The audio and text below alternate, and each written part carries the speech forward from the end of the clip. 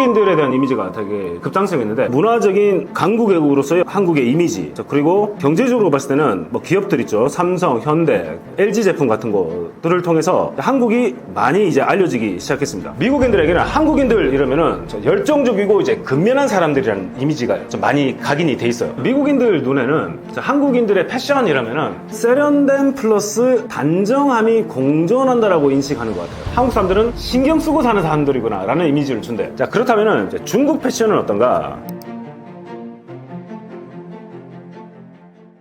안녕하세요. 떠먹여주는 TV 구독자 여러분들, 다시 만나게 뵙게 돼서 정말 반갑습니다.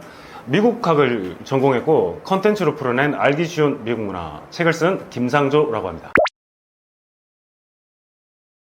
아주 흥미로운 주제인데, 이게 단순한 개인적인 성격이 아니라 우리가 살펴볼 수 있는 것은 문화적인 배경하고 사회적인 구조에 기인한 집단적 특성으로 볼 수 있겠습니다. 첫 번째로 미국인과 한국인의 차이점을 생각해 본다면 집단주의와 개인주의를 들을 수가 있겠는데, 자, 우리는 또 집단주의 하면은 집단 속에서 살아간다기보다는 일종의 이제 공동체죠. 그래서 우리는 공동체의 구성원들과 좀 조화를 잘 이루고 가서 살아야 된다라는 훈련을 받고 살아왔고, 그 다음에 좀 눈치라고 하죠. 좀 분위기 파. 주변에 내가 혹시나 누구에게 좀 피해를 줄 수도 있지 않을까라고 조심을 한다는 거죠. 그리고 우리가 살아오면서 한국 사람들은 주변 사람들에 대한 배려가 아주 중요하죠. 자, 반면에 미국 사람들은 개인주의라고 하는데, 미국식 개인주의의 핵심은 뭐냐면 남에게 도움 주지도 말고 받지도 말고 모든 건 네 스스로 해라는 겁니다.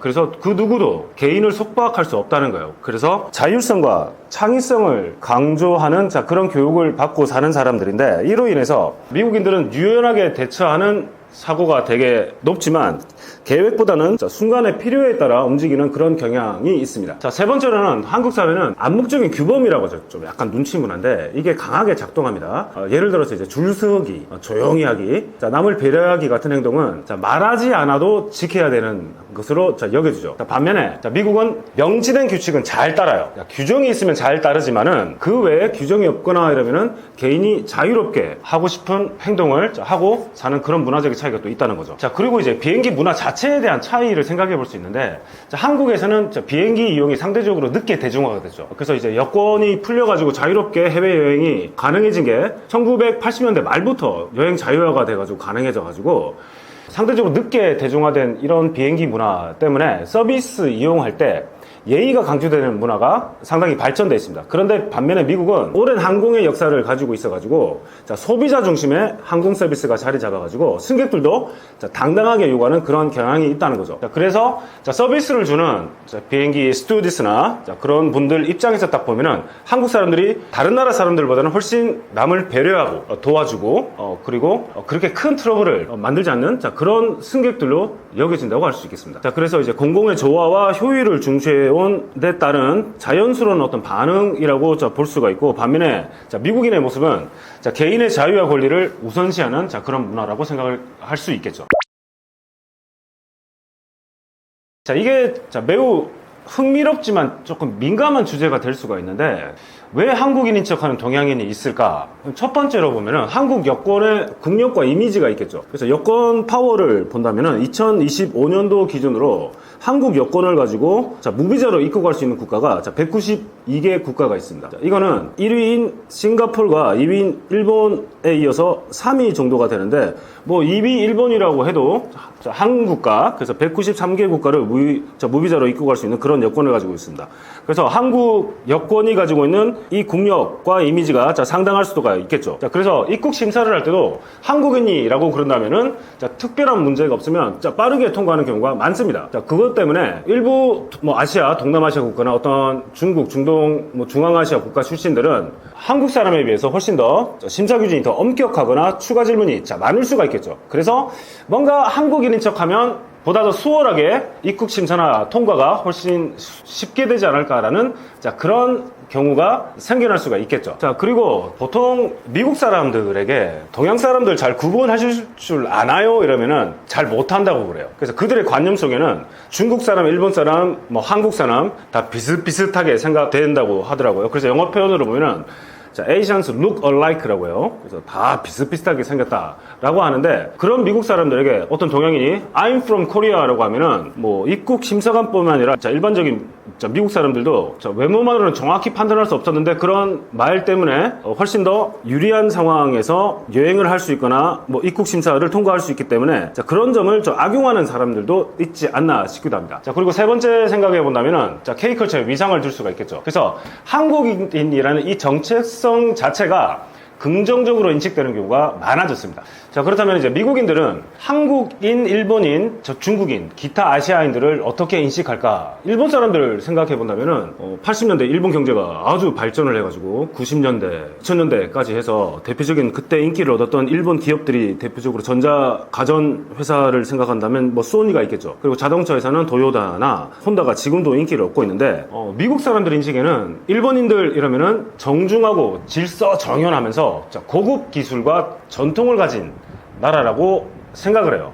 자, 그런 이미지가 강하지만은 2차 대전 이후에 전후 세대들한테는 경제적으로 경제 강국이라는 이미지도 있습니다. 다만 이제 2차 대전 기간 동안에 일본이 미국에 대적해서 이제 싸웠잖아요. 그래서 적국이었기 때문에 많은 미군들이 태평양 전쟁에서 사망하거나 부상당한 경우들이 많이 있었기 때문에 전쟁 이후에 50년대, 60년대까지만 해도 반일 정서가 상당히 많이 강한 편이었습니다. 뭐 그렇지만은 이제 70년대, 80년대 이후 오면서 그런 이미지가 상당히 이제 긍정적인 이미지로 이제 변화를 했죠. 그렇다면 이제 한국인들에 대한 이미지는 어떨까? 최근에 그런 이미지가 되게 이제 급상승했는데, 자, 2000년대, 2010년 정도 생각을 해본다면, 제가 2010년 초반에 학위를 받고 한국에 돌아오려고 하는데, 그 캔자스, 약간 촌동네 비슷한 곳이에요. 거기를 지나가는데, 보통 이제 미국 시골 지역을 가보면 그 큰 트럭들을 몰고 다니는 사람들이 많거든요.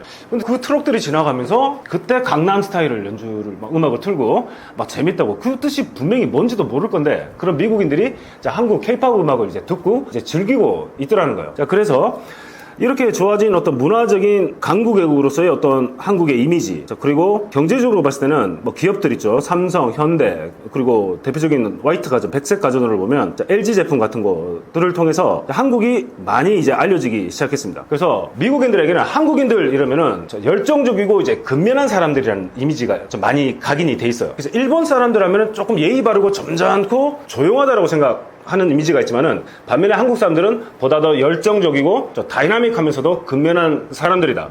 자, 그리고 뭐 당연히 자, 교육 수준이 높고 어떤 기술에 대한 어떤 밝은 식견들이 있다고 생각을 많이 하는 편이죠. 그렇다면 이제 중국인들은 어떻게 생각을 할까? 이 중국인들의 이미지는 지금 이제 트럼프 행정부가 들어가가지고 약간 중국 때리기가 많이 있잖아요. 근데 역사적으로 자, 미국의 중국 때리기는 19세기 말에도 좀 상당히 심했거든요. 그래서 오죽하면은 이제 1880년대 중국인 금지법까지 생겨가지고 이제 중국인들 때리는 그런 것들이 역사적으로 많이 있었는데, 그래서 중국인들에 대한 이미지는 좀 양극단으로 갈리는 편이에요. 긍정적인 측면에서 미국인들이 중국 사람들에 대한 이미지를 생각해보면 뭐 대규모 경제를 가지고 있고 인구도 상당히 크고, 그리고 지금 보면은 가장 유학생 수가 미국에서 많은 게 이제 중국인 유학생들이에요. 그래서 그런 정도의 어떤 경제적인 혜택도 가져다 준다고 생각할 수 있겠지만, 이제 부정적 측면을 생각해 본다면 당연히 뭐 중국은 또 정부를 통제하고 이제 스파이 문제가 또 생겨나죠. 자, 그리고 특히나 이제 팬데믹 관련된 것 때문에 어떤 동양 사람들, 특히 이제 중국인에 대한 어떤 혐오감, 그리고 지금 우리가 뭐 트럼프 행정부 때, 뭐 바이든 때도 그렇지만은 중국과의 어떤 경제적, 어떤 정치적인 긴장 관계 때문에 일부 미국인들한테는 자, 중국이 조금 불신의 대상이 되기도 하죠. 그래서 특히나 미중 관계가 이제 악화된 이후에는 자, 입국 심사에서 이제 중국 국적자에 대한 경계심이 상당히 강화된 상황입니다. 그러면 이제 우리가 동양 사람들 이러면은 뭐 당연히 한국, 일본, 중국 사람들뿐만 아니라 동남아 사람들도 있을 거 아니에요. 대표적으로 이제 미국으로 많이 건너간 동남아 국가 출신들이 누구냐면 이제 베트남 출신들입니다. 이분들이 주로 1975년도에 베트남 전쟁이 이제 끝나고 나서 보트피플들로, 난민들로 미국으로 건너갔는데, 참 재밌었던 게 이제 수십만 명의 난민들을 미국이 이제 전쟁 때문에 좀 미안했죠. 남겨두고 간 베트남 사람들에 대해서 미안한 감정 때문에 난민들을 미국으로 받아줬는데, 미국이 50개 주가 있는데 각 주가 이제 분담을 해요. 그래서 우리 주가 어느 정도 할당 숫자를 주면은 자, 우리 주에 베트남 사람들을 수용을 하겠다라고 해서 베트남인들이 이제 가장 많이 정착해 있는 곳이 캘리포니아 쪽, 그리고 텍사스, 그리고 원래 이제 동남아 기후인데 상당히 더운 기후 출신들인데 시카고 되게 추운 기후입니다. 시카고나 미네소타주에 있는 미네아폴리스 이런 곳을 가면 베트남이나 라오스계 출신들이 많이 정착해서 살고 있습니다. 그분들이 대부분 다 난민으로서 이렇게 정착을 했는데 처음에는 난민으로 오니까 미국인들도 이거 조금 동양 사람 체구도 좋고 특히 동남아 사람들이라고 해서 약간 좀 이미지가 그렇게 좋지는 않았지만은 이 베트남 사람들 상당수가 1세대 때는 상당히 고생을 많이 했지만 2세대부터는 자식에 대한 어떤 투자, 교육에 대한 투자를 통해서 2세대, 3세대에 거쳐오면서 미국 주류 사회를 편입한 베트남 인구들도 상당히 많아졌어요. 그래서 뭐 동남아 사람들에 대한 이미지도 그렇게 나쁘지는 않은 편이다 라고 말씀드릴 수 있겠습니다. 다만 미국인들 사이에서는 아시아인 하면은 종종 중국계라고 생각하는 경향이 있어요. 그래서 어떤 아시아인이 무엇을 해도 약간 저거 중국 사람이야 라고 오해받는 경우가 있지만은 최근에는 그런 이미지들이 상당히 많이 변화했고 그래서 많은 미국 젊은 세대들은 특히나 아시아는 이제 더 이상 하나의 덩어리가 아니고 다양한 문화권으로 인식하려는 그런 움직임들도 이제 많아졌습니다. 결론을 말씀드리자면 왜 한국인으로 사칭을 하지? 로 생각하면 요약을 해드리면 이제 한국 여권의 어떤 신뢰성, 입국 심사할 때의 어떤 유리함 그리고 K컬처가 가지고 있는 어떤 호감, 이미지 때문에 그렇지 않나라고 볼 수가 있겠습니다. 미국인들에게는 한국 패션은 어떤 특징을 갖고 있을까요? 재밌는 질문인데요. 지나가는 동양인 패션만 봐도 이 사람은 한국인일 거라고 이제 안 돼요. 그러면 한국 사람들이 입고 있는 패션의 특징은 뭔지를 한번 생각해 볼 수가 있겠죠. 그래서 미국인들 눈에는 한국인들의 패션이라면은 독특하고 좀 인상적이며 다른 동양권 국가들과는 구별되는 특징을 갖고 있지 않나. 첫 번째, 한국 사람들의 패션은 약간 세련됨 플러스 단정함이 공존한다라고 인식하는 것 같아요. 그래서 영어적인 표현으로서 보면은 한국 사람들의 패션을 뭐라고 표현하냐면 폴리시드라고 정갈하고 그 다음에 put together라는 표현이 있습니다. 그래서 you look put together 이러면 되게 잘 가꾸어진 듯 잘 보인다는 그런 긍정적인 이미지인데 또 어떤 영어적인 표현이 뭐가 있냐면 데퍼라는 표현이 있습니다. D-A-P-P-E-R이라고 데퍼라는 표현도 상당히 잘 차려입었다라고 하는데 특히 한국 사람들이 이런 영어적인 표현들을 많이 들어요. 미국인들에게. 그래서 이 표현이 왜 쓰였나 한국 사람들의 어떤 복장을 보면 이게 한국 사람들은 약간 단순한 듯한 옷을 입는 것 같아도 컬러의 배치, 핏, 액세서리 같은 것들이 모두 조화롭게 어우러진 경우가 많아가지고 한국 사람들은 신경 쓰고 사는 사람들이구나 라는 이미지를 준대요. 그리고 당연히 K-POP 그런 문화 때문에 K-POP 아이돌과 비슷한 드라마 속 패션들이 일반인들에게도 이제 반영된 모습을 보죠. 그래서 한국인들은 옷 잘 입는 사람들이라는 인식이 확고해지고 있고 빠른 트렌드를 수용하고 개성 있는 스타일을 추구하는 사람들이라고 생각을 하죠. 그렇다면 우리가 옷을 화려하게 입느냐? 그건 아니죠. 좀 미니멀하면서도 좀 디테일하게 입다는 거예요. 그래서 기본적인 흰 티셔츠, 슬랙스 조합에도 실루엣, 어떤 길이, 주름, 단추, 가방, 신발, 심지어 우리는 우리 얼굴까지 좀 디테일하게 관리를 하는 사람들이기 때문에 한국 사람들은 깔끔하지만 뭔가 큐레이티드, 잘 스스로가 뭔가 스스로를 위해서 이제 잘 계산해서 뭔가 가꾸게끔 관리를 하는 사람들이 아닌가라는 스타일로 인식이 된다라고 하더라고요.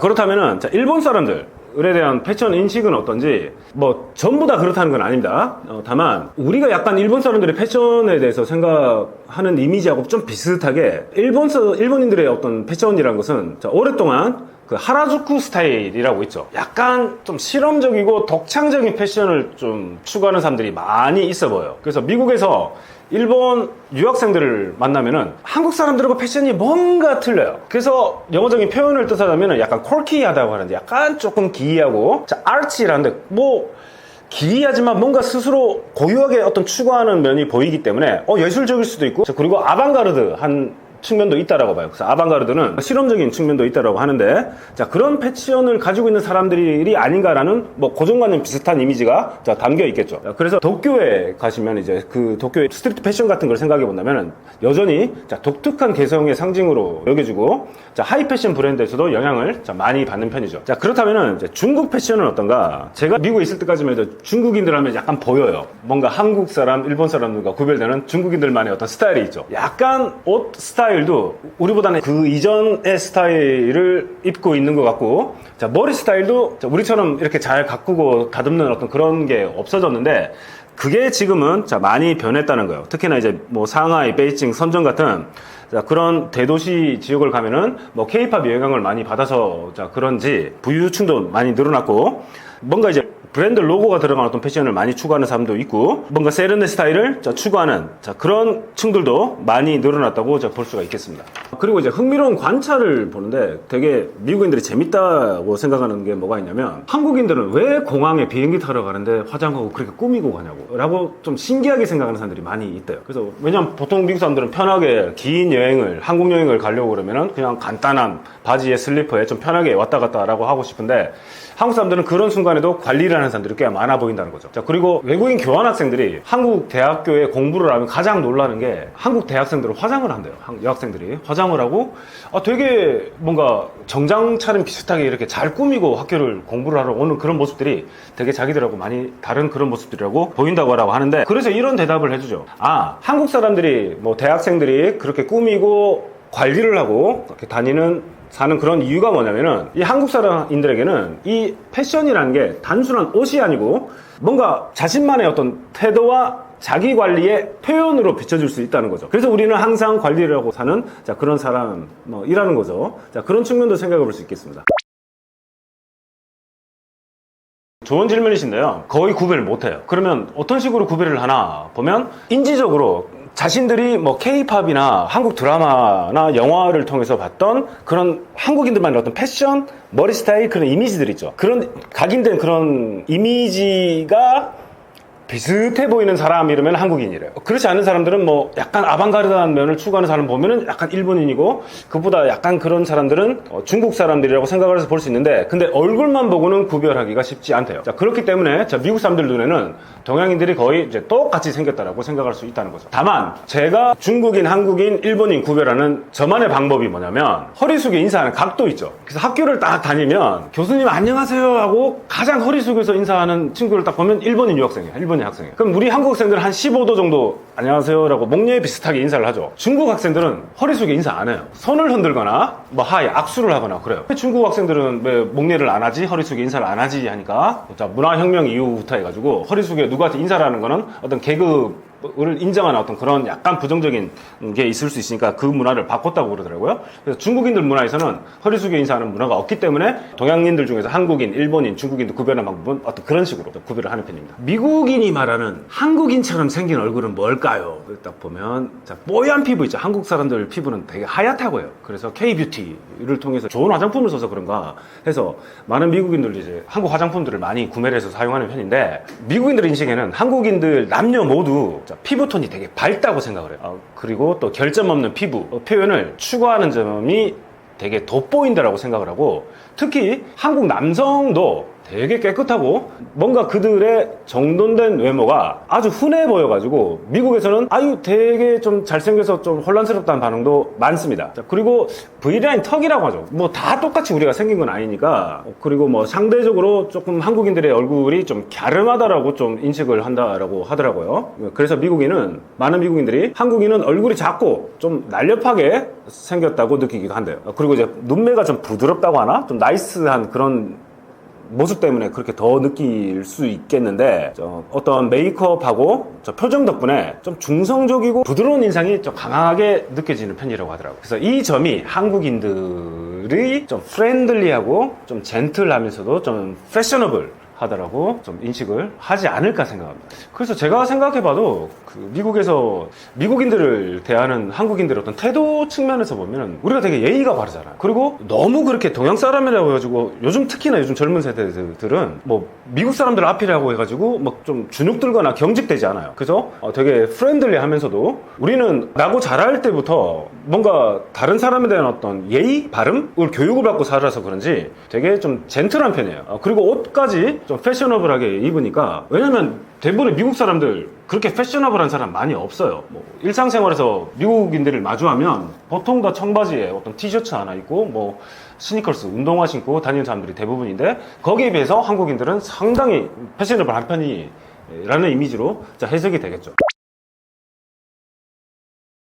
한국인들에 대한 어떤 직장 내 이미지는 뭐 상당히 이제 긍정적으로 생각해 볼 수가 있겠죠. 그래서 미국 기업들이 한국인들을 고용할 때 뭐 주는 어떤 평가 같은 거는 뭐 능력 중심, 뭐 태도 중심, 그리고 뭐 조직 문화, 적응력 이런 측면에서 좀 독특한 평가가 이루어진다라고 생각해 볼 수 있겠습니다. 그래서 첫 번째로 미국 회사들이 말하는 한국 직원에 대한 대표적인 인식. 자, 첫 번째로 근면하고 성실하다는 거죠. 그래서 영어로 말하면 이제 hardworking 하고 뭐 diligent, 근면하고 이제 성실하다는 그런 말인데, 거의 미국 모든 어떤 직장 상사들이 공통적으로 꼽는 한국인들의 장점입니다. 근면 성실함.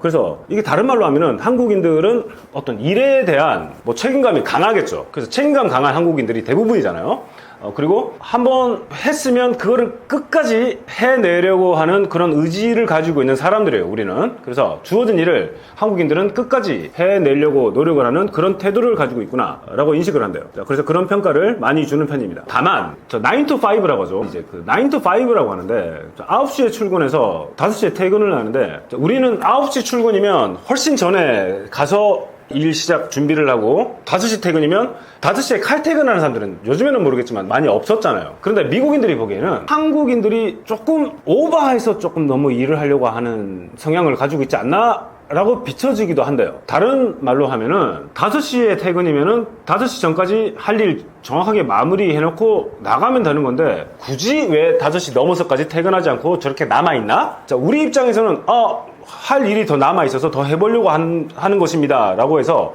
뭔가 상사에게 긍정적인 이미지를 줄 수도 있겠지만은, 미국 상사 입장에서는 그렇게 생각 안 할 수도 있는 측면도 있대요. 왜 5시까지 마무리를 지어내지 못하고 굳이 남아서, 너 혼자 남아서 이 일을 계속하고 있느냐라는 인식으로 비춰질 수 있기 때문에, 자, 이런 것은 좀 유념할 필요가 있다고 하더라고요. 자, 두 번째, 한국에 대한 평가는, 한국인들은 이제 문제 해결 능력이, 프로블럼 솔빙이라고 하죠. 문제 해결 능력이 아주 뛰어나다라고 하는데, 그럼 우리 한국 사람들은 왜 이렇게 문제 해결 능력이 뛰어날까라고 생각해보면, 아마 우리가 중고등학교 입시를 치르잖아요. 그래서 시험, 입시 중심, 그리고 우리 환경 자체가 이제 빠른 변화에 적응해야 되는 그런 속에 우리가 살고 있기 때문에, 한국인들은 지속적인 어떤 압박 속에서 뭔가 해결법을 내야 된다는 그런 강박관념을 느껴서 그런지, 그래서 어떤 해법을 찾는 능력이 상당히 강하구나 하는 그런 평가를 받기도 한대요. 특히나 위기 상황이 오면은 아주 침착하게 대처하고 좀 디테일에 강한 그런 모습이 긍정적인 인상으로 남는다고 합니다. 자, 그리고 우리는 뭔가 공동체 중심의 사회이기 때문에, 세 번째 말씀드리자면 한국인들은 팀워크를 지키고 예의를 지키는 사람들이구나. 그래서 미국에서의 어떤 기업 문화에서 리스펙트풀이라고 하죠. 어떤 예의를 지킨다. 자, 이거는 뭔가 단순한 공손함이 아니고 조직 내의 어떤 내 상사, 동료, 그리고 아래에 있는 사람들과의 어떤 소통과 어떤 조율 능력을 의미를 한대요. 그래서 한국인들은 상하관계, 역할을 받았을 때의 어떤 역할 분담, 그리고 어떤 공감적인 어떤 리액션 부분에서 긍정적인 평가를 많이 받는다고 합니다. 다만 이런 긍정적인 측면도 있지만은, 미국인 상사들 또는 미국 회사가 느끼는 한국인이 가지고 있는 어떤 도전적인 과제를 생각해 본다면은, 첫 번째 우리가 생각해 볼 게 뭐가 있냐면, 우리는 어릴 때부터 겸손이 미덕이라고 배우잖아요. 그래서 나를 너무 드러내지 말라라고 우리는 배우지만은, 미국은 자기를 정확하게 나를 나타내줄 수 있는 게 어떤 미덕이라고 봐요. 그런 측면에서 생각해 본다면은, 한국인들은 자신만의 어떤 PR이 약하다라고 생각을 한대요. 그래서 많은 한국 직원들이 이 성과는 뭔가 말하지 않아도 뭐 주시겠지라고 생각하지만, 미국 직장 문화에서는 자기 성과를 정확하게 드러내고 좀 브랜딩하는 능력도 아주 중요하더라고요. 자, 그래서 너무 자기를 보여주지 않고 내가 어떤 능력을 가지고 있는 사람인지를 인식하지 못하게 한다면은, 받아들이는 상대방 미국인들 입장에서는 이 한국인이 좀 너무 내성적이고 좀 소극적이면서도 존재감이 약한 어떤 그런 인상을 줄 수가 있다라고 합니다. 그래서 정확하게 나를 드러내고 내가 가지고 있는 능력이 어떤 것인지를 상대방에게 인식시켜 줄 수 있는 그런 어떤 표현 방법들도 알고 있는 게 좀 중요하지 않을까라고 생각해 볼 수 있겠고, 또 두 번째로는 한국인들의 어떤 일에 대한 열정이 너무 강해가지고 일을 하다 보면은 좀 번아웃 되는 그런 경향들이 있대요. 그래서 적절한 워라밸이죠. 자, 워라밸을 조금 중시하는 그런 문화로 갈 필요도 있지 않겠나로 생각해 볼 수 있겠고, 두 번째, 마지막으로 한국인들이 우리 대학에서도 마찬가지인데 어떤 의사 표현이 좀 조심스럽고 간접적일 수 있어요. 그래서 어떤 회의나 토론을 들어갔는데 뭔가 직설적이지 않고 질문에 바로 답하지 않는 태도 있죠. 우리는 듣고 생각을 하고 정리를 해서 나중에 어떤 글이나 다른 걸 통해서, 문서를 통해서 자기 표현을 할 수가 있는데, 특히 영어로 대화를 해야 되는 어떤 그런 회의나 토론에서 우리가 그런 정확한 답을 직접적으로 전달해 주지 않을 때는 미국 상사들이 때때로는 뭔가 좀 불확실한 태도를 가지고 있지 않나 라고 하는 부정적인 이미지를 줄 수도 있다는 것들. 그래서 특히 이제 미국 같은 피드백을 주고받는 문화에서는 직접적인 커뮤니케이션을 잘 할 수 있는 그런 방법들을 모색해 보는 게 중요하다라고 생각해 볼 수 있겠습니다. 자, 결론을 말씀드리자면, 미국 회사에서 한국인은 믿고 맡길 수 있는 어떤 능력자, 어떤 실력자, 또는 예의 바르고 뭔가 조용한 문제 해결사로 평가받는 경우가 많습니다. 하지만 미국 조직 문화에서는 아까 말씀드렸듯이 자기 표현, 그리고 어떤 존재감, 나라는 존재감, 그리고 나를 어떤 브랜딩하는 그런 능력도 아주 중요하다. 그래서 이를 적절히 잘 보완하시면 글로벌 리더로서의 강력한 경쟁력을 가지실 수 있을 거라고 믿습니다. 일단은 이제 가격과 접근성의 문제인데, 미국인들이 이제 가장 저렴한 가격 돈으로 접근할 수 있는 가장 손쉬운 게 패스트푸드죠. 신선식품보다는. 왜냐하면 이제 햄버거가 사과보다 싸고, 피자가 야채보다 쉽게 이제 구해질 수 있기 때문에 이제 접근성의 어떤 문제를 생각해 볼 수 있을 거고, 종종 미국에는 이제 그 푸드 데절트라고 있어요. 그 푸드 사막. 푸드 데절트가 무슨 말이냐? 저소득층이 거주하는 지역인데 신선한 재료나 과일을 살 수 없는 슈퍼마켓이, 우리가 말하는 이제 마트 같은 거 있죠. 마트가 거의 없는 지역을 말합니다. 특히나 이런 곳들이 주로 이제 흑인 빈민가를 가면은 이런 마트들이 좀 없는 편이에요. 그럼 이런 사람들은 어디를 가서 신선한 야채나 과일을 구할 수 있을까? 구할 수 있는 그런 통로들이 많이 없죠. 그래서 이분들이 선택할 수 있는 곳은 편의점이나 우리나라 다이소처럼 그런, 특히나 이제 가난한 어떤 저소득층 지역을 가면 어떤 곳이 되게 인기가 있냐면, 다이소 같은 달라트리 또는 패밀리 달라 같은 곳이 있어요. 우리말로 하면 이제 초저가 할인점 같은 곳인데, 이런 곳에 가면은 일부, 대부분이다. 1불에서 1불 25 정도 되는 가격의 그 물품들이 다 있는데, 주로 통조림, 인스턴트 가공식품들이 많이 팔려요. 그래서 싼 가격에 저소득층 사람들이 구매가 가능한 이런 것들이 가공식품들이기 때문에, 그래서 저소득층 밥상이 가공식품에 의존할 수밖에 없는 그런 구조로 되어 있다. 그리고 이제 시간과 에너지 문제를 들 수가 있는데, 저소득층은 장시간 출퇴근, 차가 없는 사람들은 이제 대중교통 버스를 이용해가지고 더 먼 교외 지역에 출근해서 퇴근하면은 출퇴근 시간, 근무 시간까지 합쳐서 수많은 시간들을 하루에 보내고 퇴근하고 온 상태에서는 너무 피곤하죠. 그래서 그 노동으로 지친 그런 상태에서는 조리하고 싶은 마음이나 에너지나 시간도 없기 때문에, 그래서 주로 이들이 어떤 음식을 주로 많이 구매를 하는 편이냐면, 전자레인지로 데워서 간편하게 먹을 수 있는 어떤 가공식품이나 냉동식품, 특히 통조림밖에 의존할 수밖에 없는 상황이 된다. 그리고 또한 어떤 식문화 교육의 영향도 생각해 볼 수 있는데요. 가공식품 중심의 식습관이 어릴 때부터 이제 부모를 따라서 형성되는 경우가 많습니다. 그래서 영양교육 없이 그냥 패스트푸드, 저가 냉동식품, 탄산음료로 이어지는 이런 식단이 특히나 이런 층들에서는 일상화가 되는 그런 문제가 있겠죠. 그래서 그럼 이분들은 가공식품들 중에서 주로 어떤 음식을 즐기나? 당연히 패스트푸드이기 때문에 햄버거나 아니면 냉동치킨, 너겟, 프렌치 프라이 이런 거. 그리고 미국 사람들이 이분들이 전형적으로 즐기는 음식이 있어요. 마카로니, 맥앤치즈라고 하는데, 마카로니 앤드 치즈가 듬뿍 들어간 마카로니, 그런 거 많이 먹죠. 또한 캔에 들어있는 수프, 캔에 들어있는 스파게티, 식빵, 땅콩버터, 이런 것들이 몸에 좋을 수는 없겠죠. 하지만은 이런 가공식품, 냉동식품에 의존하고 살 수밖에 없는 그런 상황이다. 그래서 이 가공식품 공화국이라는 이 표현은 미국 저소득층의 현실을 반영하는 슬프지만 사실에 가까운 말입니다. 가공식품 공화국.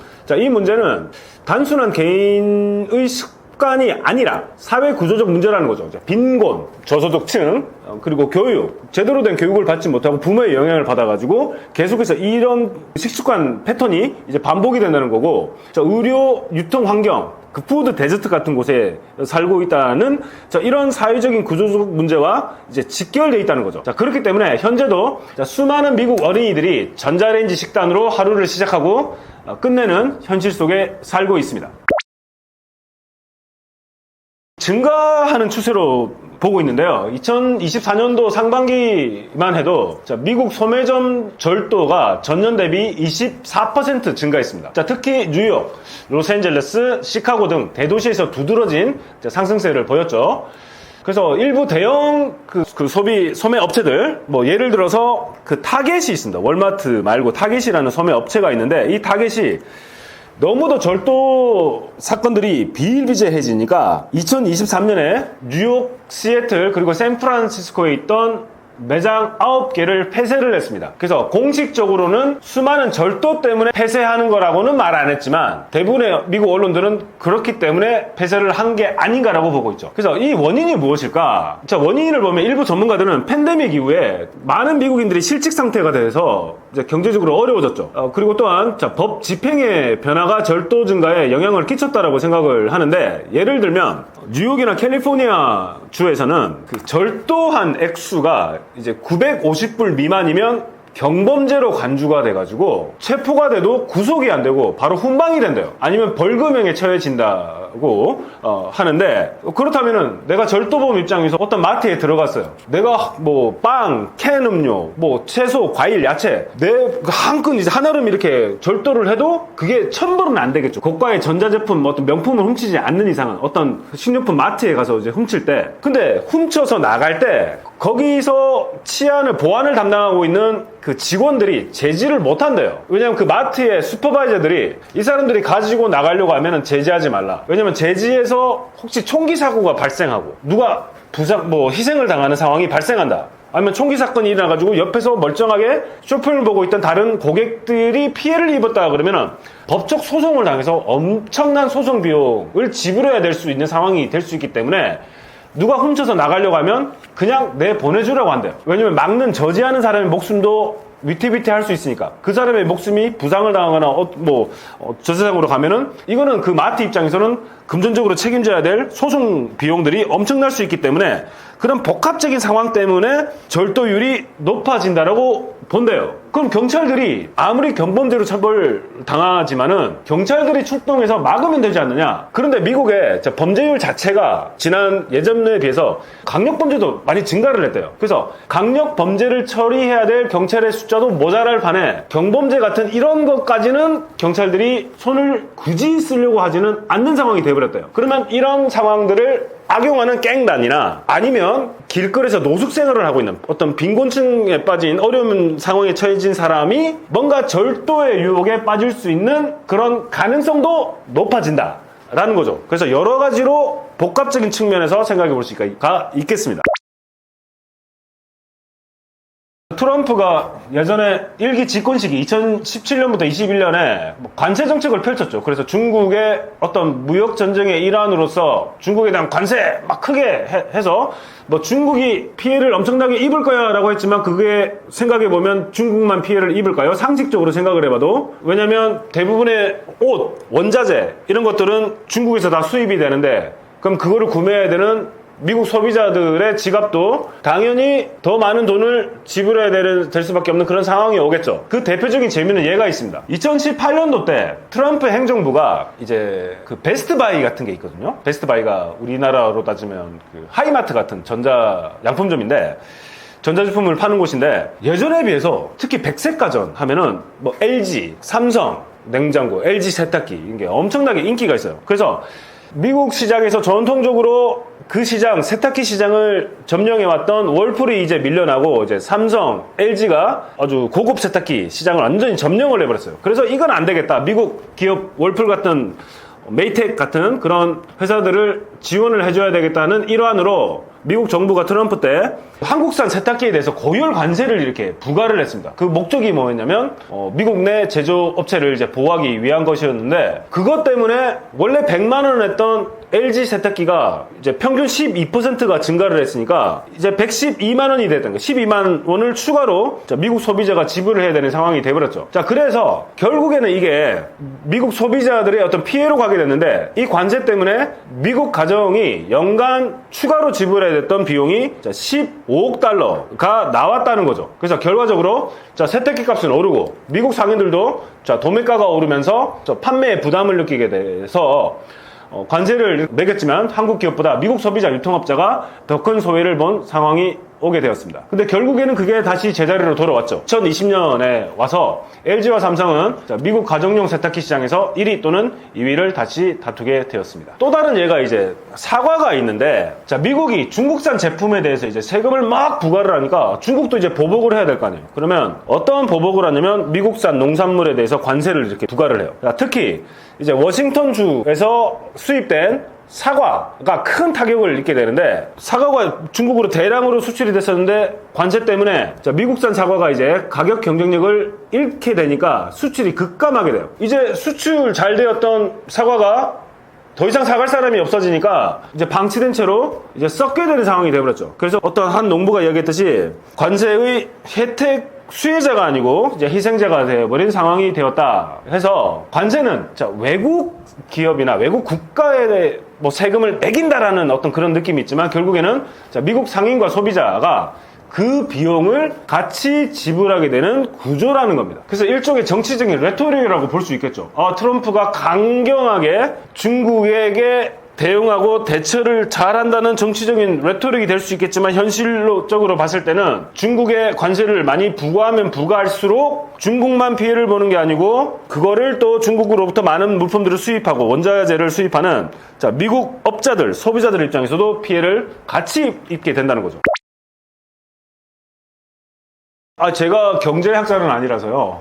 다만 이제 일반론적인 측면에서 말씀을 드리면, 관세 전쟁으로 인해서 미국인만 고통을 받을 것이다라는 것은 또 일리 있는 주장이겠죠. 왜냐하면 관세는 결국 수입품 가격을 올리고 이는 소비자한테 부담이 고스란히 돌아가기 때문이겠죠. 그리고 또한 기업들 입장에서는 더 비싼 원자재나 부품을 써야 하니까 생산비가 증가하고 그 비용은 고스란히 제품 가격에 반영이 되기 때문에 나중에 이게 또 고용 축소로 이어질 수도 있는 상황이 되겠죠. 이런 이유 때문에 제2의 대공황이 닥칠 수 있다라는 극단적인 의견도 일부에서 나오지만, 현재로서는 그렇게까지 보지는 어렵겠죠. 몇 가지 이유를 설명드리자면, 첫 번째, 경제 구조의 변화겠죠. 그래서 1940년대 대공황이 왔을 때 같이 지금은 이제 경제 구조 자체가 다르겠죠. 당시에는 이제 금융 시스템 자체가 불안했기 때문에, 그리고 또한 정부의 어떤 경기 대응 능력도 부족했죠. 근데 지금은 중앙은행 그리고 정부가 훨씬 적극적으로 개입할 수 있는 정책적 수단을 가지고 있죠. 예를 들면 우리가 많이 들어봤지만 금리 조정이나 양적 완화나 재정 정책 등이 있을 거고, 다만 이제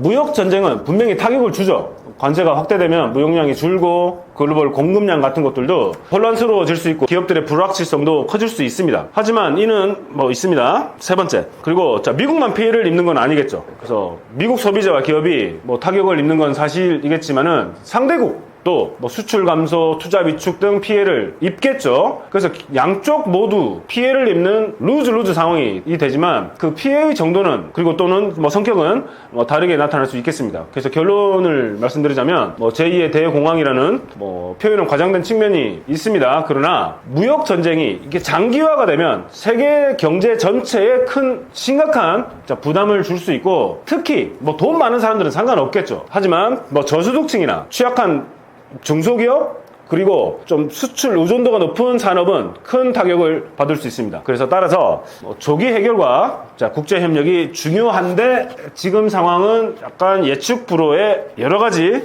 국제적인, 정치적인, 경제적인 갈등 상황들이 많이 보이네요. 그래서 상황을 어떻게 변화하는지 계속해서 유심히 지켜볼 필요가 있겠습니다.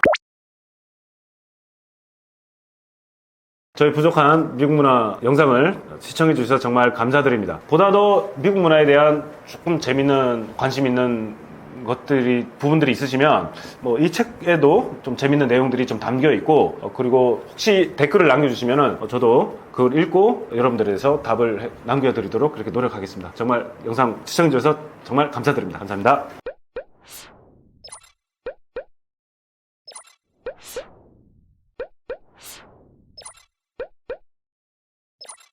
you